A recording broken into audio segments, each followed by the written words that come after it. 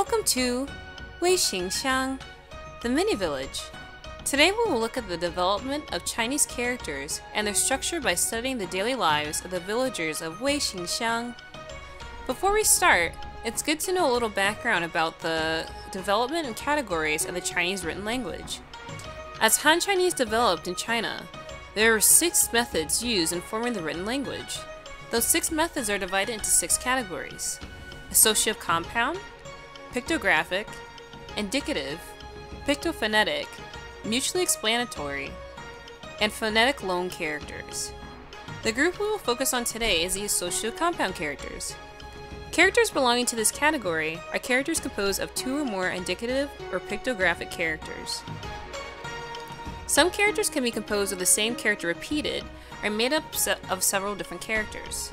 This method is best described by Han Jiantang, who said that associative compound characters represent not just meaning, but also the thought and wisdom of the Chinese people. As we progress through the village, you will have a better grasp of this concept and what Han Jiantang meant. First, we will start by visiting the village center. Many Weixingxiang ren gather here throughout the day, like Qian, the tax collector.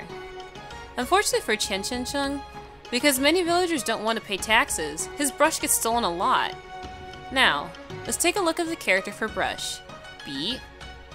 Notice how the top part represents the bamboo part of the brush, and the bottom of the character represents the actual brush part that was made from either fur or hair. Qian was prepared this time for someone to steal his materials. He brought the military with him.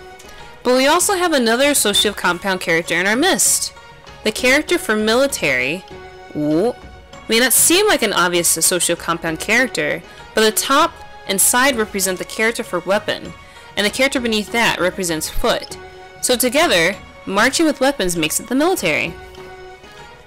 The military easily gets rid of the crowd in no time, and soon everyone is paying their dues. That's another character actually, the one for crowd. Zhong is actually composed of 3 wrens, with one stretching over the other 2, giving the image of several people in one area. Oh! There's Fu Wang. He's the richest man in Weixingxiang. Guess he doesn't want to cause any trouble and just pays his taxes. But there is something different about Fu Wang. He sure is shiny.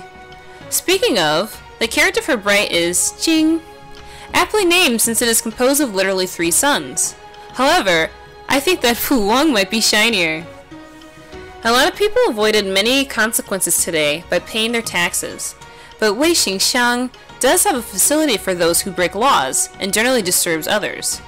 Inside the village prison is Cui Fan. He tried to steal his neighbor's chickens, but was caught in the act. So now he sits here in the village prison, waiting out his punishment. Notice actually the character for prisoner is Qiu, which is the character for person enclosed inside of a box.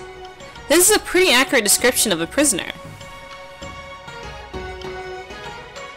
Well, I think that's all for the center of town. How about we head to the field to see if we can find any more characters there? As you can see, for a long time, farming and agriculture in general was seen as a man's job. Most of the men of Weixingxiang are toiling away here.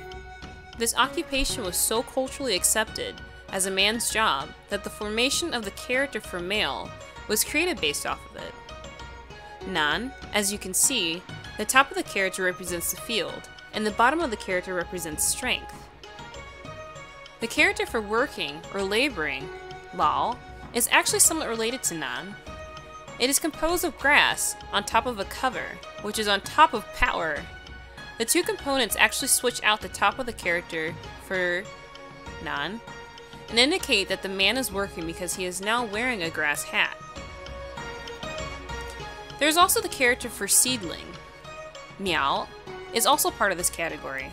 Look at the top of the character and you'll see the component for grass and a field at the bottom. It shows how a planted seed has just started growing, or in other words, a seedling. Now let's not go too far from here, where the animals are kept in their enclosures. Here you can see the character for an animal pen, Lao, which is clearly just an ox inside of a building. Domesticated animals not kept within the home were usually too big to fit inside of one. thus the creation of this character signifying how larger animals were kept in a specific area. Looking behind the pen we can find, oh! Lao Zhe. He was supposed to be helping the men in the fields, but it seems like he's here dozing off. Oh well, I guess it's alright since he's so old.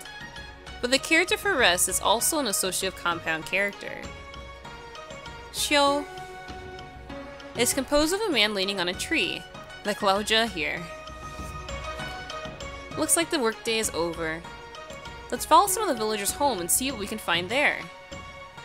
This is Xiangqing, and this is his home, or his xia, which in Chinese history was seen as a pig under a roof.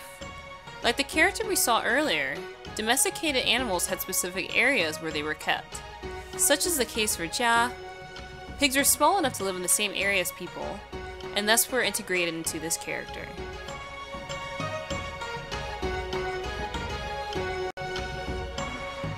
There's also Xiangqing's wife, Mei Chen, and it also looks like she's expecting, or Yun. The character is actually composed of both the characters for infant and woman. The infant is placed inside the character for woman, ultimately resulting in the character for pregnant. This is a surprisingly simple way to depict pregnancy in the character. Oh, Mei Chen made something for dinner. But before she can give it to her husband to eat though, she must give it a little taste, or peen. The character of which is composed of 3 mouths. This character can also be seen as 3 empty containers, and giving it the meaning for several.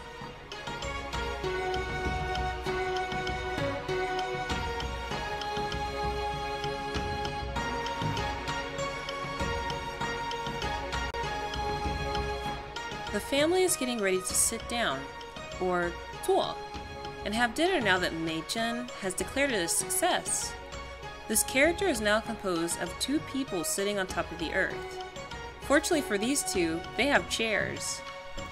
With dinner over, this concludes one day in Huixingxiang, but it should be noted that every day here starts out with a beautiful sunrise, or dan, which is the sun above the ground. Notice how the top of the character represents the sun, and the bottom represents the ground.